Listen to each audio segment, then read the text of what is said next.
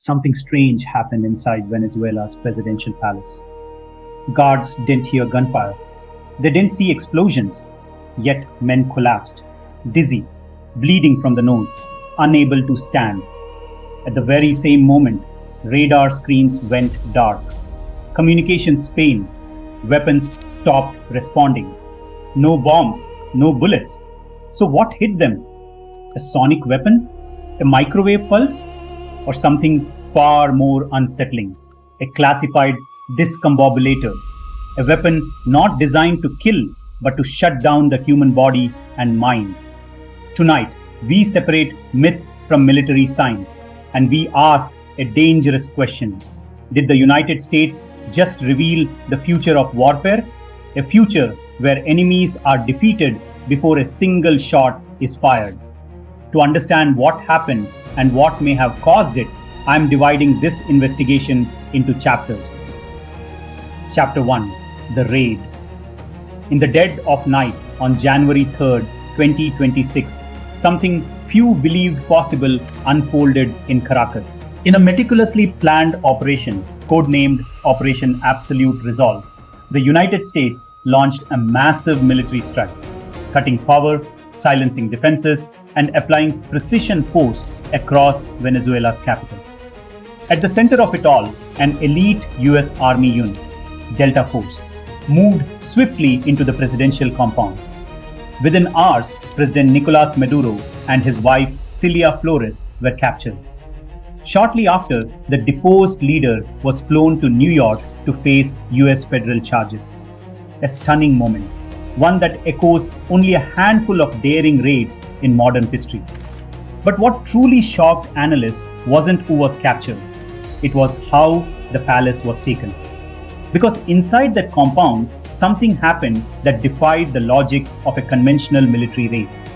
There were no massive explosions, no prolonged firefights, no collapsing walls. Yet within minutes, palace guards began to fall. According to multiple reports, guards experienced sudden nosebleeds, intense dizziness, profound disorientation. Some couldn't stand, some collapsed. A few accounts even described vomiting blood. What made this more disturbing was what didn't accompany these symptoms. No visible injuries, no blast damage, no clear source of attack. Then came the second anomaly. As the operation concluded, Venezuelan military systems reportedly went silent. Communications failed, defensive equipment stopped responding, as if switched off. Then came the hints from Washington. Political statements and media reports began referencing a classified capability, described only vaguely as a discombobulator, possibly a sonic or energy-based weapon. A tool not meant to kill, but to disable machines and men in seconds. But here's the problem.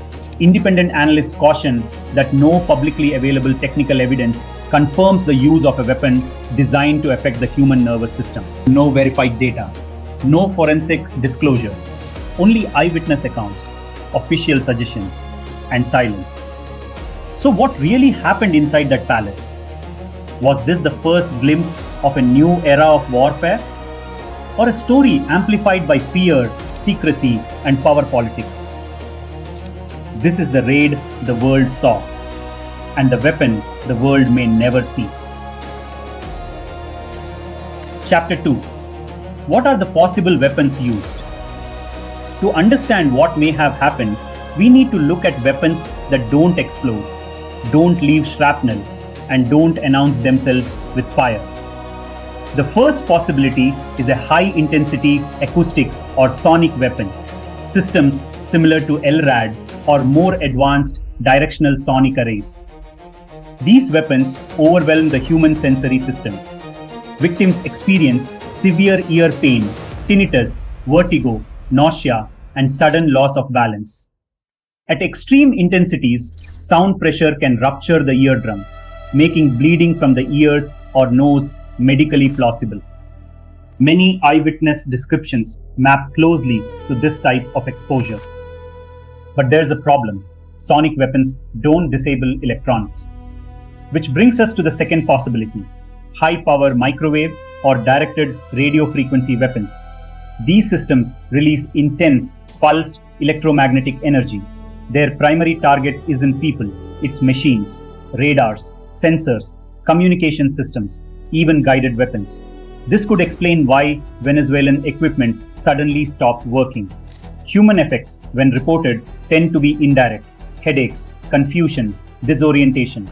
But acute bleeding is not well documented in open scientific literature. A third option is millimeter wave crowd control technology, often called active denial systems. These cause intense burning sensations, forcing immediate retreat. They are designed to avoid lasting injury and are not associated with bleeding or vomiting blood. Which brings us to the most compelling explanation: not one weapon, but a combination. Electronic attack to blind sensors, paired with acoustic or psychological effects to incapacitate personnel. Used together, this layered approach explains both sides of the mystery: men collapsing in confusion, machines falling silent. Chapter 3: What is Havana Syndrome? To many, this raised a familiar question. Is this Havana Syndrome? In late 2016, unusual health incidents emerged among US diplomats in Havana, Cuba. What began as a few cases grew into hundreds. Over time, more than 1,000 American government workers and family members reported symptoms worldwide: headaches, dizziness, tinnitus, nausea, cognitive problems, balance issues. Early studies suggested concussion-like effects, but later intensive medical investigations, including advanced MRI scans, found no consistent evidence of structural brain injury. Symptoms were real, suffering was real, but imaging didn't confirm physical damage pointing to a specific weapon. Intelligence investigations found no credible proof of a foreign attack, often pointing instead to stress, environmental factors, or psychogenic explanations. And this matters, because Havana Syndrome doesn't match what was reported in Caracas. Havana cases were subtle, prolonged, medically ambiguous. Caracas was sudden, violent, and accompanied by equipment failure. These are not the same profile. Chapter 4: Breaking down weapons and symptoms. Analyzing each weapon explains only part of the story. Sonic weapons explain vertigo, vomiting, and bleeding, but not electronic failure. Microwaves explain disabled radars and communications, but not acute physical collapse.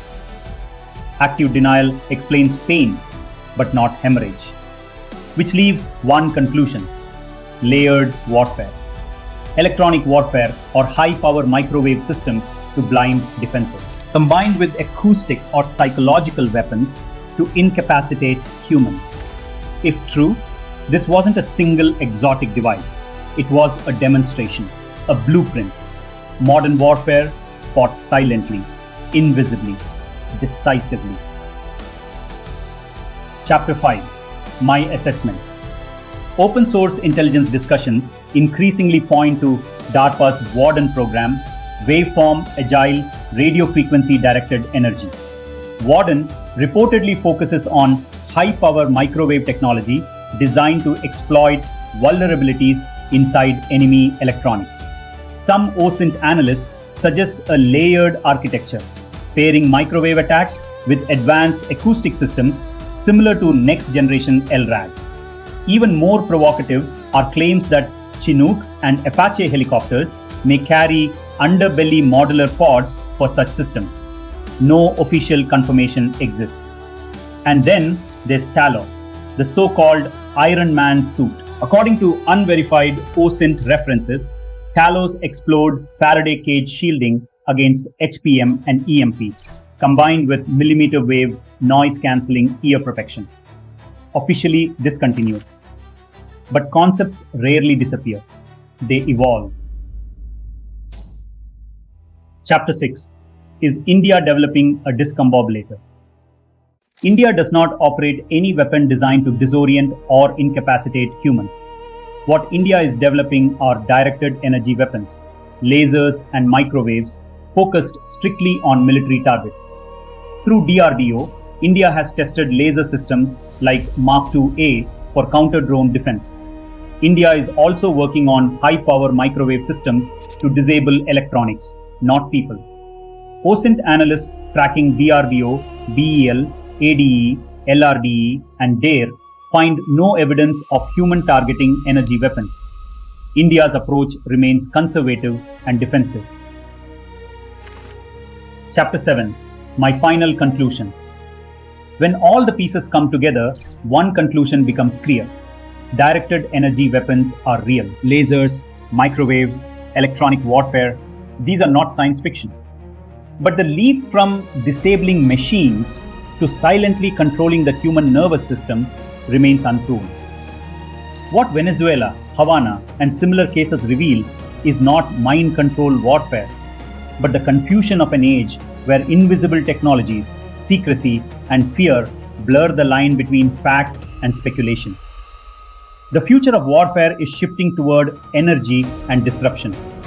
But if it is to be believed, US Special Force has used hybrid weapon that uses 3 layers: advanced LRAD, HPM, and EMP. And obviously, to safeguard US Special Force from this weapon, the Deltaforce commandos were wearing Talos suit. But for now, the discombobulator remains more a symbol of our anxieties than a confirmed weapon of war.